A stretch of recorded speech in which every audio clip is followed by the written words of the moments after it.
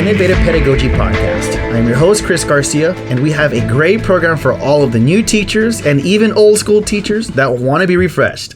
Today we have my former student teacher and graduate from the University of San Diego, Ms. Barnes. She completed her first year teaching, 5th grade, this past year, and she's getting ready to start teaching 6th grade in a few weeks. So thank you for coming to the program, Ms. Barnes. Thanks for having me, Mr. Garcia. This is really, really cool. I'm really actually honored to have you today. I mean, you were my first ever student teacher after being in a class, the general classroom for 5 years. So, and on top of that, we both are alumni from USD. Yeah. So it's been really cool. So, have you been enjoying your summer break so far? Oh my gosh, I love it. I've never had this much downtime before. Because even during your graduate program, you were still in school, huh? Yeah, it was year-round, and you were taking tests to prepare to be a teacher, like the CBES and all that. So I was just studying during my breaks, so that was not fun. That's crazy. And then having to go back for that action research.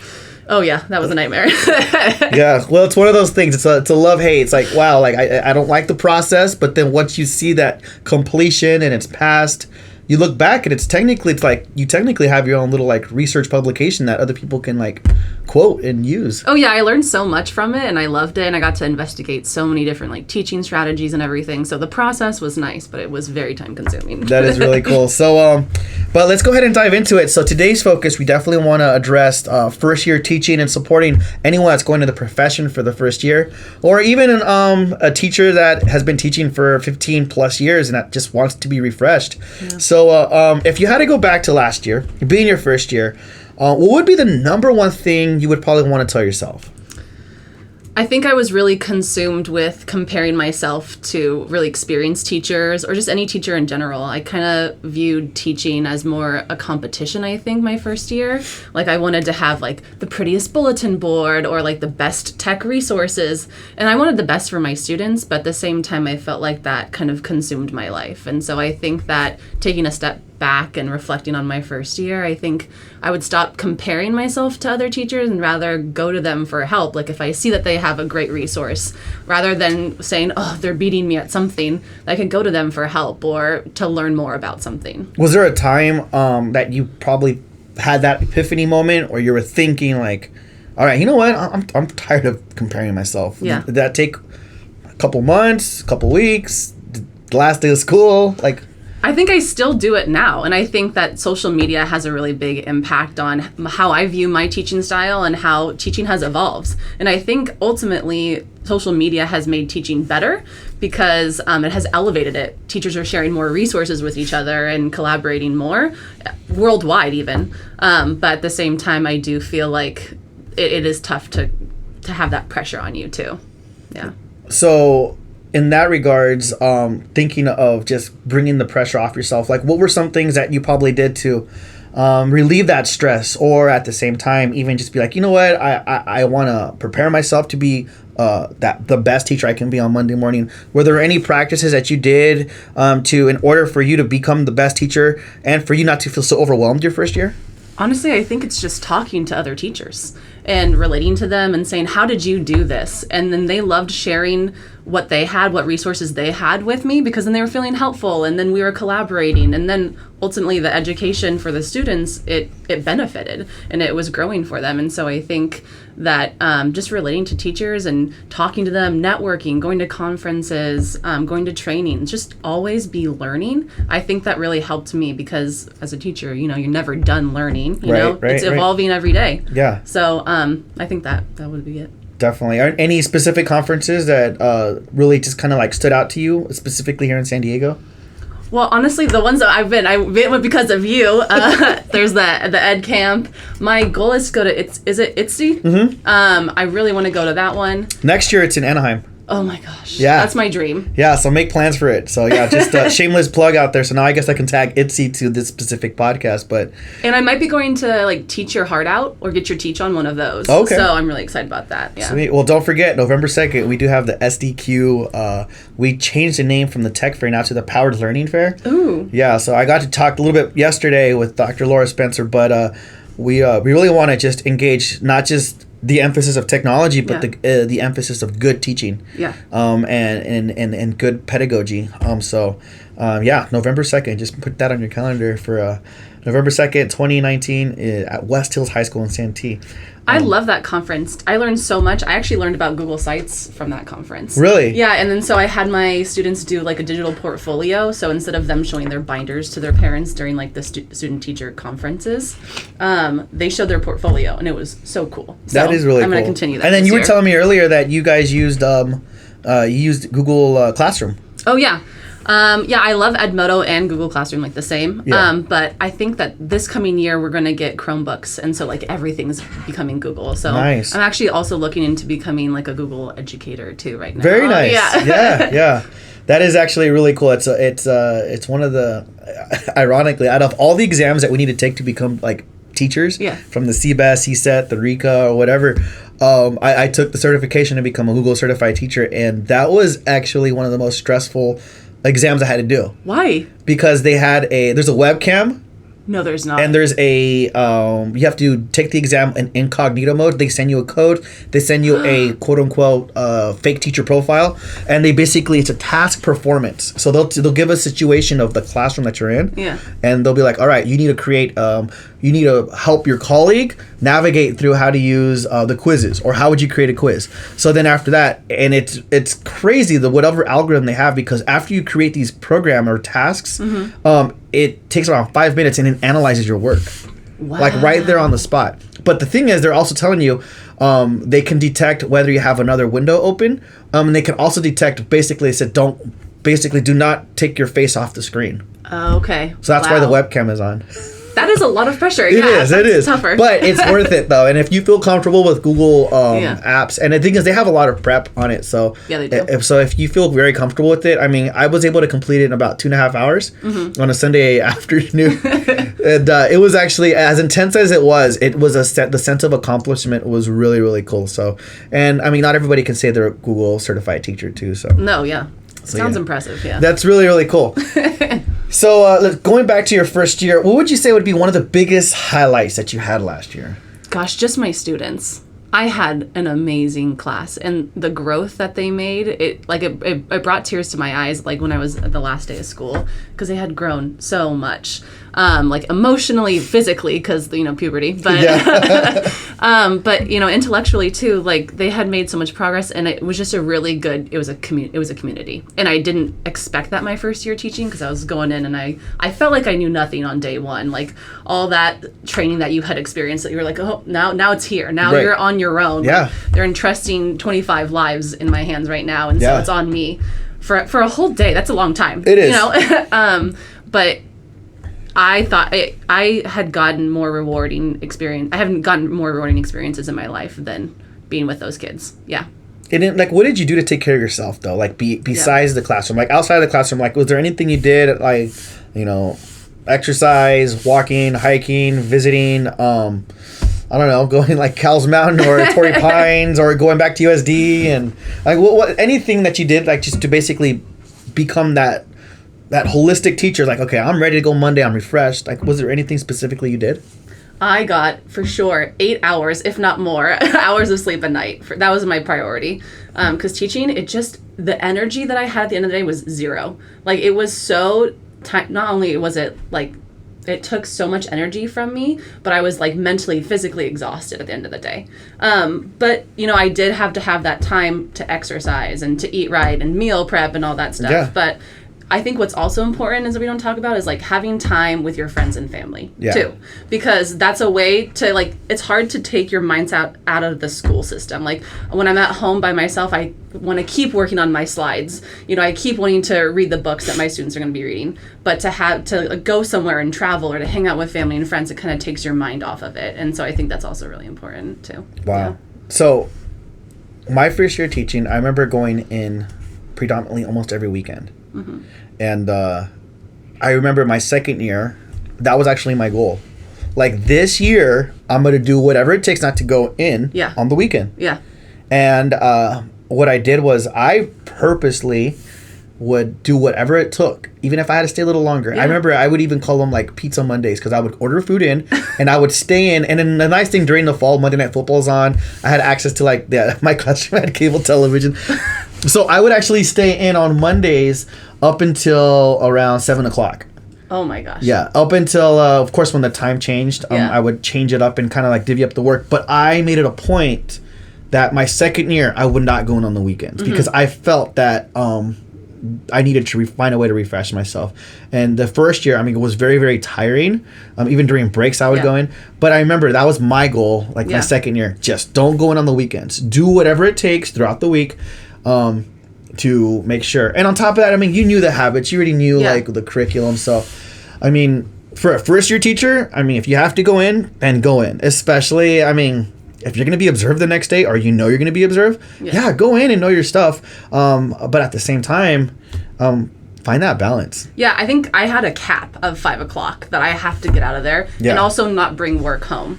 During the weekdays. That was my thing. But you know what also is hard? Like, there would be some teachers that went in on the weekends or during their breaks, and it was hard, like, not comparing myself again to those teachers. Like, oh, they're going in, I should be also going in. It's not the case. Everyone has a different work style and workload and different grade levels, and so again, that was the competition thing. Like, oh, they're giving more to their students than I am. And I wanted the best for my kids, obviously. And so it was hard not to do that. And it's very important to realize that even as teachers, we all have different teaching styles. Yeah. And even like the way our students are. We have those students in class that, like, they'll be done with an exam in an hour or even less. And like, we know, like, oh, sweet, like, you got it. Like, but then we also have those other students, like, right in the middle.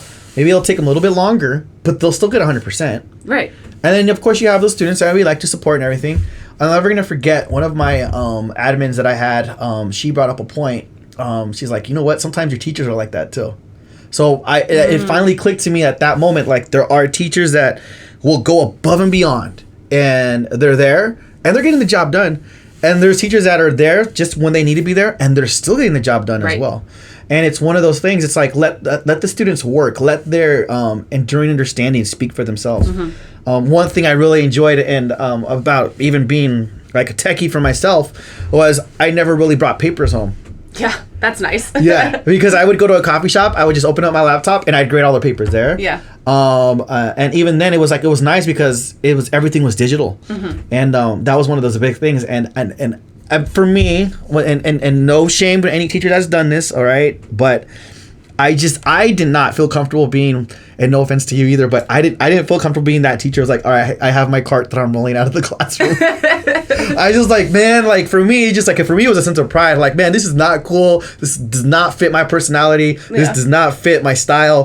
I prefer to just walk in the classroom with my backpack that I've had since grad school with one strap on, keep my laptop. So like, how can I still get the work from the students and keep it very clean, but yet how do I keep the profession cool too? So the teacher swag. Yeah, exactly. Yeah. Well, that brings up a good point, is because I feel like a lot of times as a new teacher too, is like I want to try new strategies that I learned in my credential program. Yeah. And some teachers that had been there a while were kind of apprehensive to integrating something new because they have their routine. You're right. And they love it. And so as a new teacher, I was like, oh, well, they must know more than me, or I'm doing something wrong. And so I would be afraid to speak up sometimes or to do my own thing because I wanted to be part of the team. Yeah. But I think that a lot of the time what makes teaching great is like when you do something different, and if it doesn't work, then we're not going to do that again. You try something new. But if it does work, then like you've ultimately like made it so much better for your kids or tried something new. And you know what? And you bring up a good point, because I remember being kind of like the outlier to certain teams where I wanted to do a lot of things that were more, at least for me, I did not like the whole like worksheets. And there were some teams where like they were used to it. They had their units, just like you said. So I feel like it's a lot of how you phrase the question. So for me, when I would do it, I'd be like, and I had to learn how to do this. I had to, like, actually some teachers actually mentored me and how to bring this up. I'd be like, hey, I love what you guys are doing. Do you mind if I try it? I'm going to do exactly the same thing, but I'm going to just try it a little bit different digitally, see how it works. If it's good, I'll show you how I did it. If it's not good, then like maybe I'll give like... So it's basically being vulnerable, where you're basically, you still want to be a team player, yes, but you want to step out and take the risk. And then there was times where, more often than not, it would be successful and it would work. And then my colleagues would be like, hey, so how did that go? I'm like, you know what? Let me go ahead. So even them asking, how did that go? Open up a door for me to show them. And then like, you know what? Do you mind showing us? Or there would even be times where I would switch off with other teachers. I'm like, hey, if you want, how about this? At lunchtime, I'll go in your class and I'll roll out the lesson, get your kids set up and everything, have your kids do it, and then once they finish it, I'll show you how I like.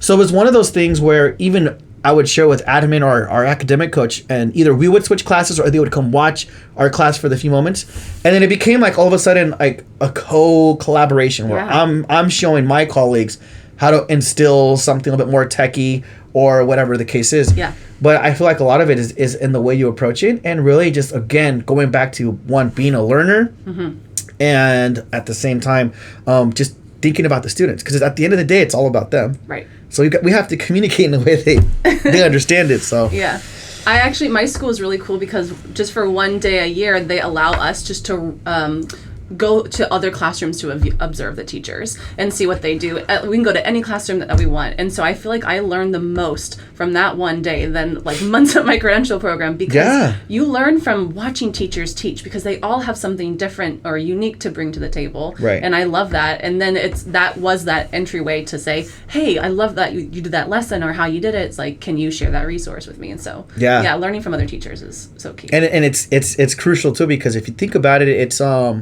the same demographics. Yeah. It's the same type of culture, the school vision. It's still accomplishing the same tasks. Schools different. A lot of schools have different focuses. A lot of them are, and depending where they're at. You know, sometimes it could be STEM, it could be English language arts, it could be math. It could be collaborative conversations. I mean, and you saw that when you came in student taught at my site at Rice. Yeah. It was the whole will to storm. It was that whole like vocabulary. It was a lot of English language learning support, and schools, different demographics need different support. Yeah. So that was one of them. Yeah. So that's really, really cool. And but let's also get a little real here, and that is what would be one takeaway from a mishap or mistake you made your first year? So you don't have to necessarily share the details, but if you want, kind of share like what's a big takeaway, like, you know what, I'm not gonna do that again. Well, actually I remember I did my like the letter to the parents like the first day of school, and you sent it out, and it said like the parents came to me and it said, oh, you didn't have like a resources list of like what stuff for us to bring to the classroom. And I was like, oh, you don't need to bring anything, like we have everything, even though I didn't have crayons or colored pencils or markers at this time. I said bring in tissues, because I want them to still feel like they're contributing, but at the same time, like I didn't want them to have to spend money on their kids to learn. Like I wanted to make do with the stuff that we have. Right. But I found out during the year that the parents like wanted to help. They wanted to contribute to the classroom and volunteer in the classroom, even their time. And so I think that I should reach out to the parents more, even if no one responds or no one brings in the tissues or whatever. I still think that just by asking for help, that it goes a long way, and you'll be surprised by how much they want to help too. But at the same time, I was, I think it was back to school night, like meeting the teacher for the first time. Yeah. And I had brought like pastries and said, oh, you don't get homework tonight if your parents come and all that. And like, I only had like 3 parents show up. So at the same time, like you can rely on parents for some things, but also like don't get your expectations up too much. Right. Yeah. And you know what, actually you hit a good point. I remember, I've done the same things, and it's a hit or miss, and you really can't. I remember one time, actually, one of my boss right now, from my site that I'm at, remember he shared with me when he was in the classroom, he would make it a pizza night. He would have free pizza for the parents and the kids. So like, if you guys come tonight, no homework and pizza. Yeah. He said it worked out. But again, I mean, it depends what the demographics are and the situation. And I'm never going to forget my first year.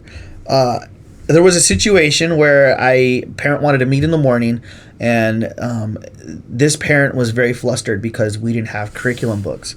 So on the curriculum night, the night before, they had asked us, where are the books? Like, this parent was like really old school, like, I want the books and I want to see the books so that way my child can take them home. And Common Core had just been rolled out that year. This is 2013, so it's a mandate now. Like, other schools had gone through, piloting it and stuff, but this year's like, no. And I mean, it takes a while for a lot of publication places to catch up. Yeah. Or sometimes they'll just kind of like get their old school stuff and just put the sticker of Common Core in the front and pretend it's like it's up to date.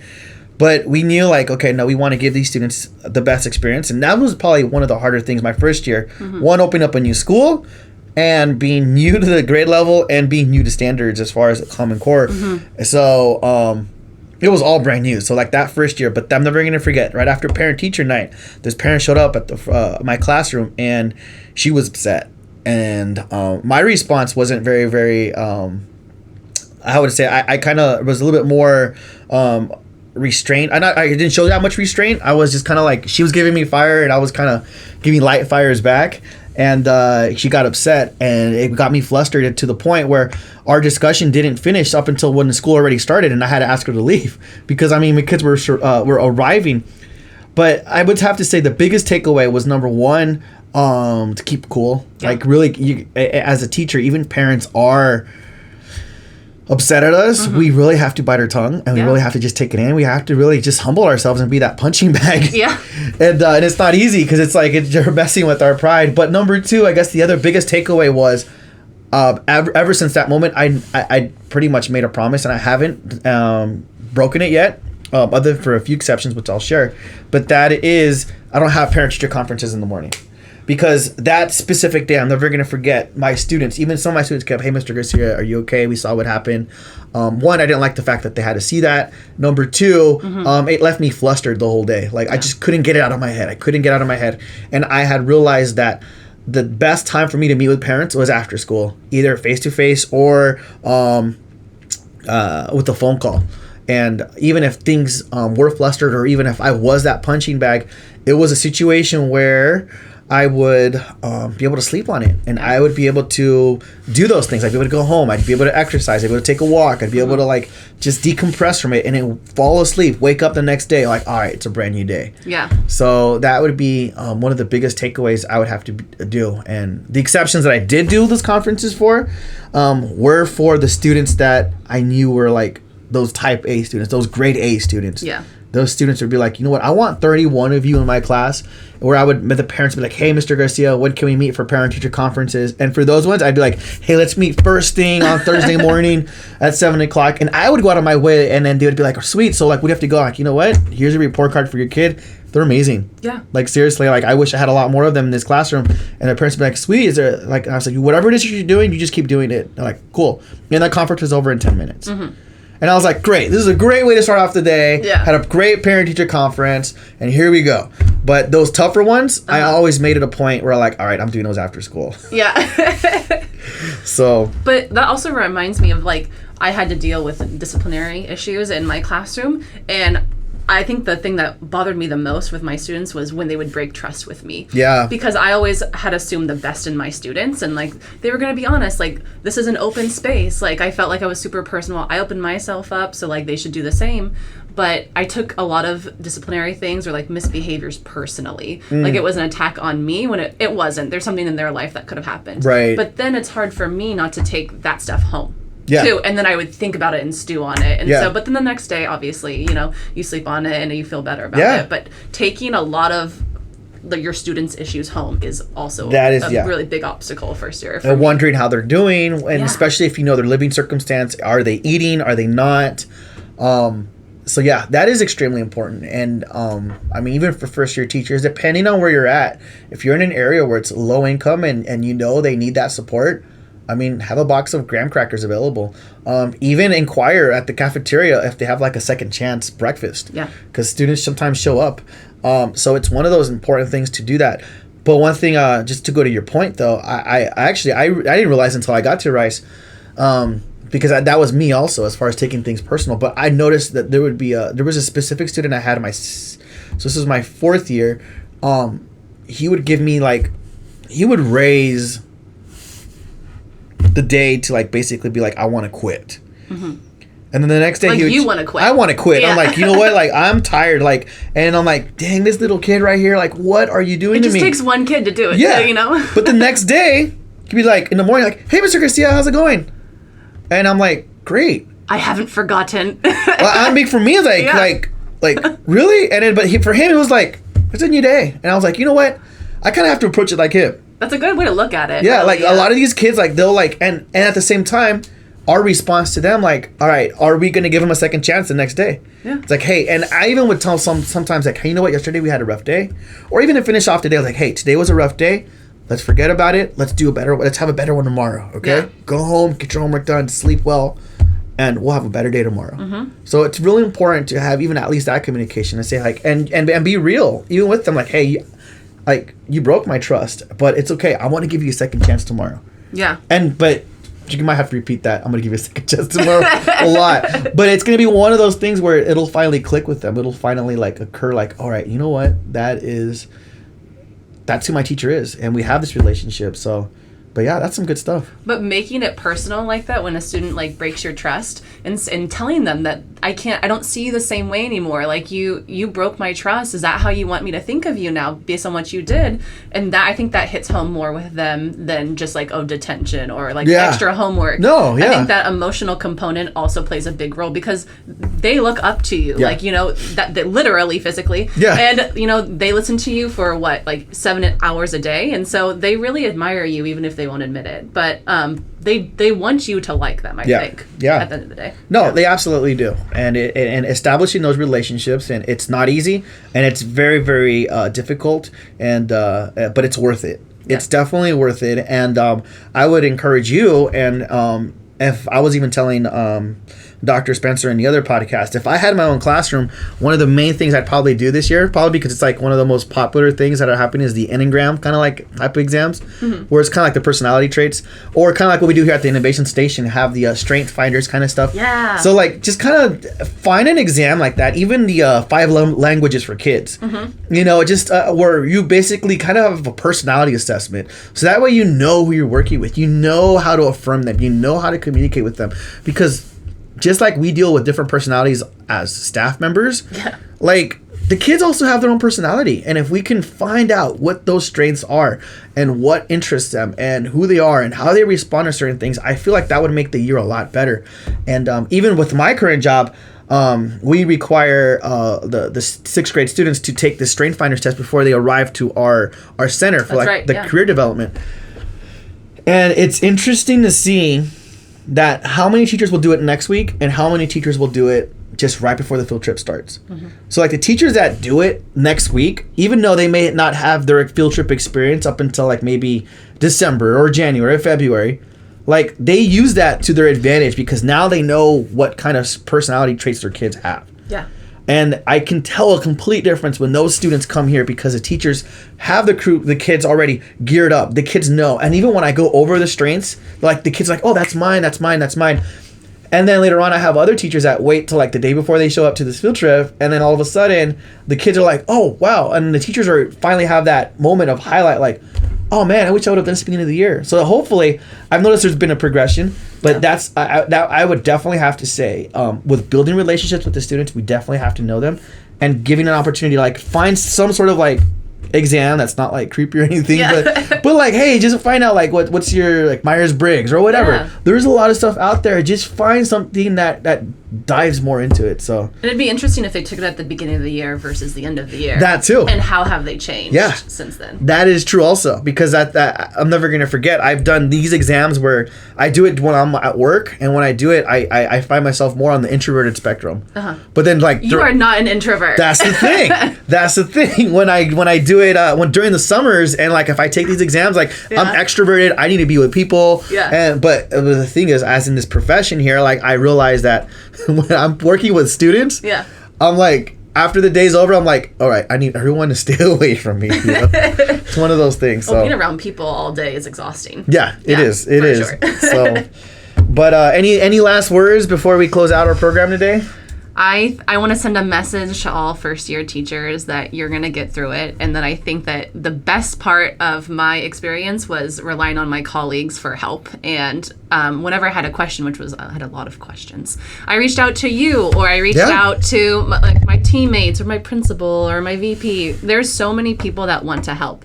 Even on social media too. Like if you say, oh my gosh, that's a cool resource, like share with me, like, oh yeah, they love that. There you go. So, and there's so much available to teachers, I feel like it's almost too many options. Right. So don't get overwhelmed by it. Like I know I did Donors Choose for the first time, and I was like, oh my gosh, I love this. And then I wanted to have like 5 in a row. Like, let me just keep going. But like, don't get overwhelmed. Like it's your career. It shouldn't consume you. Right. Which is hard. You were saying till 7 at night. And so trying to find that balance in life is really key.